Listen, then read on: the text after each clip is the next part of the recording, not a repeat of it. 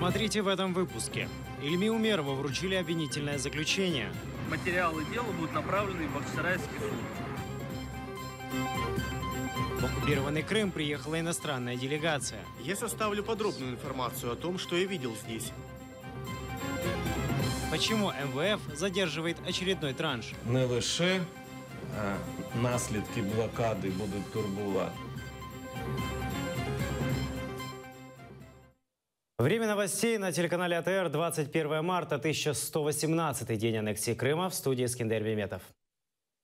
Ильми Умеров получил обвинительное заключение из оккупационной прокуратуры. А его адвоката Николая Полозова перевели в статус свидетеля. Он больше не сможет защищать Умерова в суде.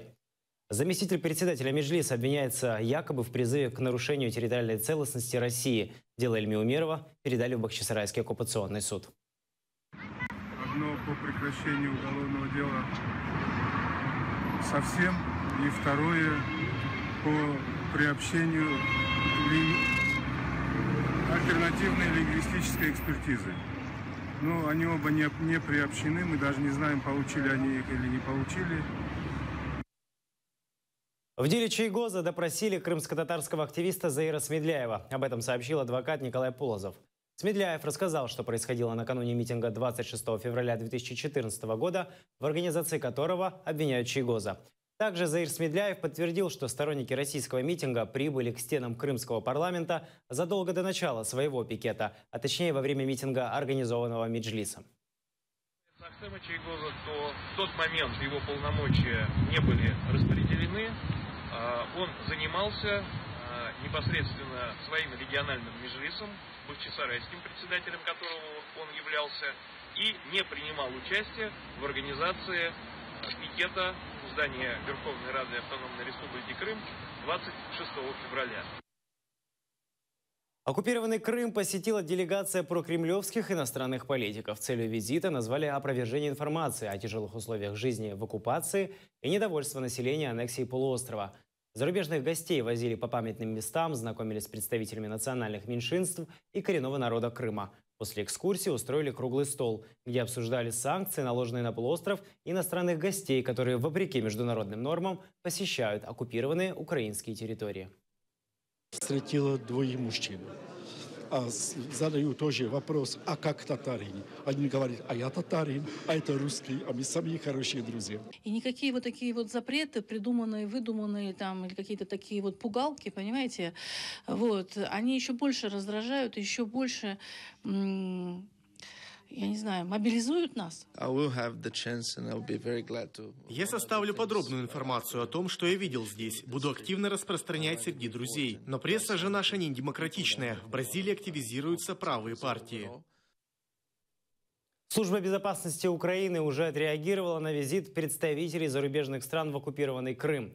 5 из них запретили въезд в Украину на 5 лет. 4 громадянина Сербії. Одному з них було закрито в'їзд рік тому. 3 громадянам Сербії закрито в'їзд в Україну сьогодні. І ще 1 громадянин Чехії, якому також прийнято рішення заборонити в'їзд в Україну. Верховная Рада снова не назначила аудитора НАБУ. Соответствующее решение поддержали 200 депутатов, 60 проголосовали против. Спикер попросил Комитет по вопросам предотвращения коррупции доработать предложение. В ходе рейтингового голосования кандидатуру Роберта Сторча поддержали 178 депутатов. За кандидатуру Найджела Брауна проголосовали 202 депутата. Согласно результатам рейтингового голосования, председатель Верховной Рады Андрей Порубий поставил на голосование вопрос о назначении Брауна, но это решение поддержали лишь 200 нардепов. Во время первого рассмотрения в парламенте этого вопроса в конце февраля кандидатура Брауна появилась внезапно, хотя комиссия отобрала в качестве кандидата от Верховной Рады Сторча. Прошу колег-депутатів визначитись, яка з кандидатур під час рейтингового голосування набере більше голосів, вона буде ставитись на затвердження Верховною Радою України.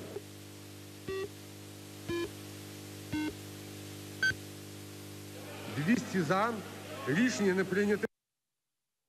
Независимая оценка эффективности деятельности Национального антикоррупционного бюро проводится ежегодно. Аудит проводят 3 человека, которых ежегодно определяет президент Украины, Верховная Рада и Кабинет министров.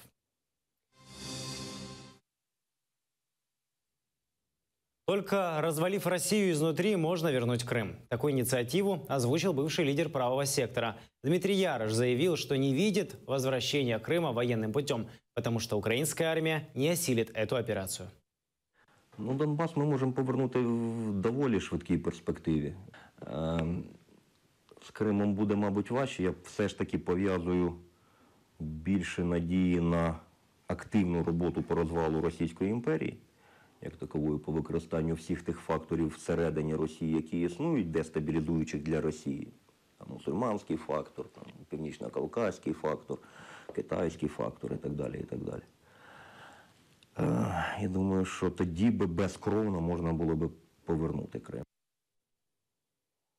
Деоккупация балтийских стран продолжалась полвека. У крымских татар нет столько времени. Об этом заявил заместитель министра иностранных дел Литвы Дариус Скусевичус, который прибыл в Киев. Он встретился с крымско-татарскими активистами и руководством телеканала АТР. Говорили о положении коренного народа Крыма.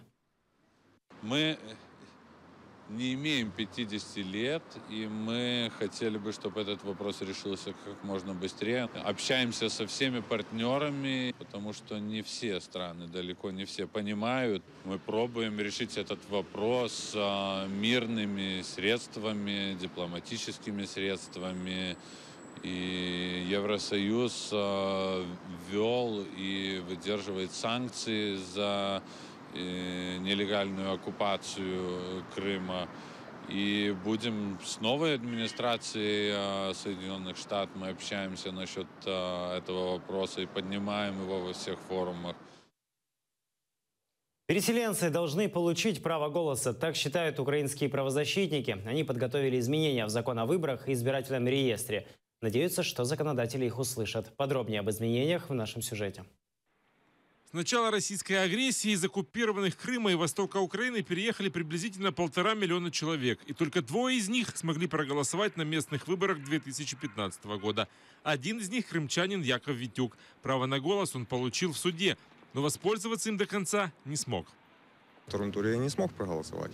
Был пройден достаточно долгий процесс, чтобы добиться права голоса. Вот. И как бы, и вроде бы я считал, что я таки имею право голоса, и имею право голосовать. И вроде бы я же голосовал. И прихожу, и мне говорят, у вас нет в избирательных списках. Замечательно. Его жене, Жанне, даже в суде не удалось получить право голоса. Апелляционный суд мне просто не дал шансов. Своим постановлением без права апелляции они присудили мне осуществлять свои избирательные права по месту регистрации в паспорте, то есть в Крыму. Единственная надежда я подала в Страсбург в суд по поводу нарушения моих избирательных прав, но я сомневаюсь, что так быстро там это дело рассмотрят.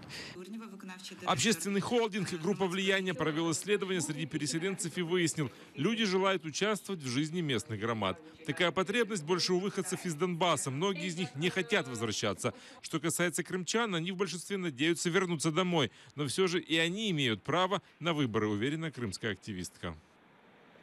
Мы говорим о праве крымчан, которые в том числе не могут вернуться кто-то по разным причинам. Да? Многие люди там уже видят себя здесь. Если сейчас есть возможность и желание у этих людей голосовать, то мы должны им предоставить такое право. Правозащитники предлагают законодателям изменить законы о выборах и о реестре избирателей. Сейчас проголосовать можно только по месту регистрации.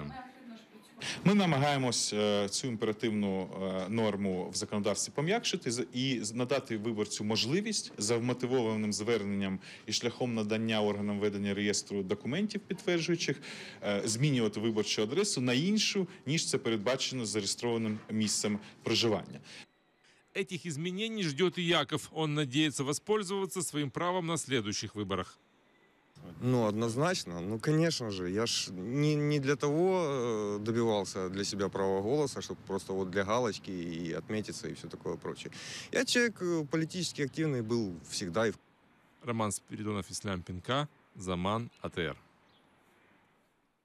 Решение о выделении Украине 1 миллиарда гривен от Международного валютного фонда отложено до конца марта. Об этом стало известно на встрече президента Петра Порошенко с руководителями фракций.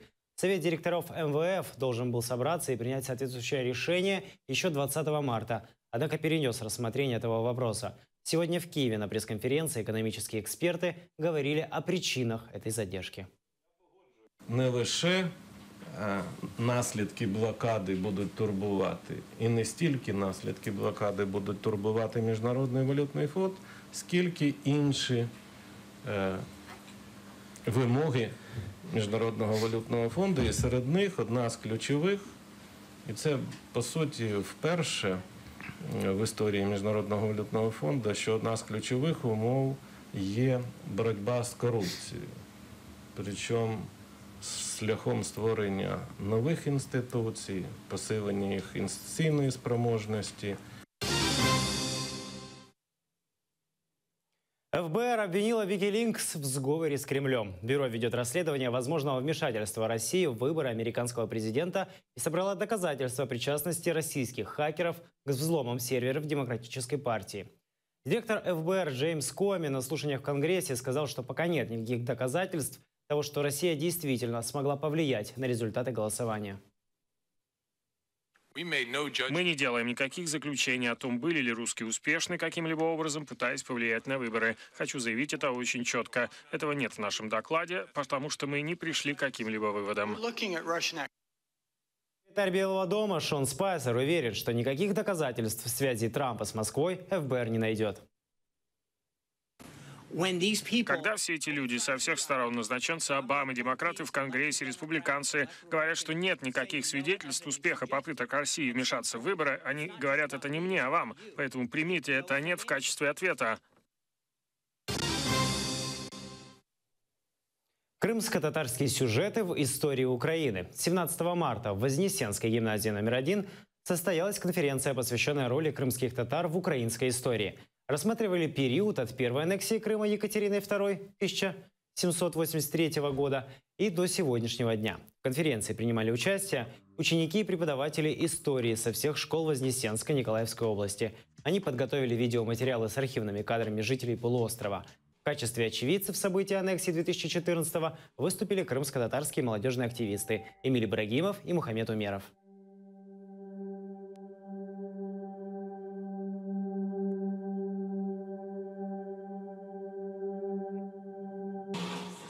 Якщо в українців було два майдани, дві революції, помаранчева та революція гідності, то в кримських татар, окрім цих двох, в яких вони приймали участь, було ще 5 таких майданів, якщо їх можна так порівняти. В різні періоди незалежної України ми боролися за свої права. Очень свободолюбивый народ. Очень свободный. Ну вот просто здесь многие не ценят действительно, что они свободны. Ну то есть они могут говорить, что хотят, делать, что хотят, да, там, ну реально свое мнение выражать, то есть абсолютно все вообще. В Крыму же мы себе ставим какие-то определенные рамки, мы себя чувствуем как в 4 стенах. В Крыму пропал пожилой мужчина, 65-летний Будисир Исаев, который живет в поселке Алексеевка Белогорского района, ушел в лес за дровами неделю назад и не вернулся. Во время поисковой операции спасатели и волонтеры нашли его мешок и топор. Ежедневно волонтеры призывают помочь неравнодушных в поисках мужчины. Всем, кто хочет помочь, просьба обращаться по телефону, который вы видите на своих телеэкранах. Уже третий день ищут 55-летнего Энвира Авуша, жителя села Дрофино Нижнегорского района. Авуш возвращался пешком из соседнего села Садовое домой, после чего пропал. Со слов родственников, он инвалид второй группы. Все, кто располагает хоть какой-нибудь информацией об Энвире Авуше, просьба связаться с родственниками по телефону, который вы видите на телеэкране. Это все новости на этот час. Смотрите следующий выпуск «Заман» на украинском языке через 45 минут. А эфир телеканала АТР продолжит программа «Бугунь». В гостях у Ирины Ромалийской и Айдера Муждабаева народные депутаты Сергей Лещенко и его оппонент Алексей Гончаренко. Они будут говорить о скандале вокруг избрания аудитора НАБУ. Будьте с АТР.